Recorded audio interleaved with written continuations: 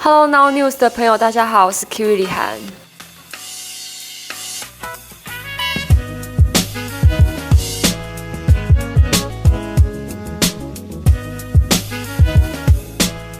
我不知道为什么，可能青春期我很爱漂亮，所以我后面就没有考到很好的高中，我念的是五专。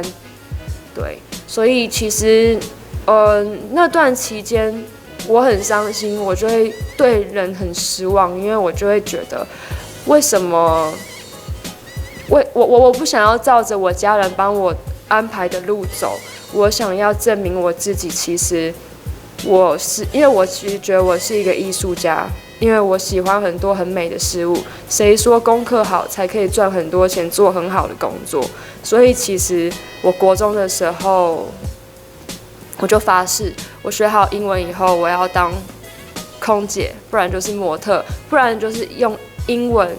去拉开到世界各地赚钱的工作。我以前刚开始入行，我是先拍少女杂志，对，那时候其实我就买好几本书，然后放在我妈妈的办公桌前面，我还贴标签说，我还很开心，因为那个时候拍杂志只有小小的我在角落，可是我就觉得我上杂志了，我好开心，我就买了好几本书给我的奶奶、我爸、我妈、我的同学，跟他说我是做正确的事情。所以其实前面我在做模特的时候，我隐藏了3年，因为我家里真的非常的严，我每天回家都在电梯里面拿那个卸妆棉，卸完整脸，然后工作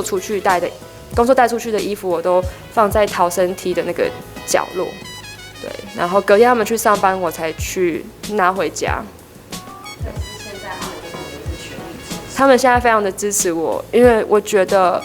有做出成绩给他们看。可是现在让我有一个体悟，我觉得很累的原因就是，我也觉得以前我是在证明给我的家人看，可是现在的我觉得我在证明给全世界的人看。因为今天其实世界上酸民很多，可是后来我觉得我没有办法去证明给每一个人看，因为每个人不一定会认同我，所以到后面我为什么剪这个短发？因为我想要做我自己，因为我觉得有人讨厌你，就有人喜欢你。可是我每次做任何事情都很常没有被认同，那我不要理他们，我现在去做我开心的事情，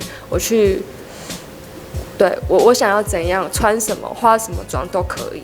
我觉得接触到 KOL 之后，让我相信其实很多事情都有无限的可能，因为我从来没有想过我会去到可能时装周。其实去到时装周没有什么了不起，只是说你可不可以利用一些附加价值去做点别的事情，例如说你的知名度或是你的影响力。那其实我觉得做意见领袖的压力很大，因为我觉得做意见领袖就是要传达正确的观念。那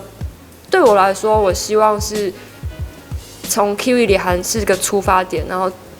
做很多的事情，例如说经纪公司也好，那搞不好以后我又有其他的计划，对，可能什么餐厅啊、发廊，现在不知道，只是看每一年做的程度，再去想下一年的目标。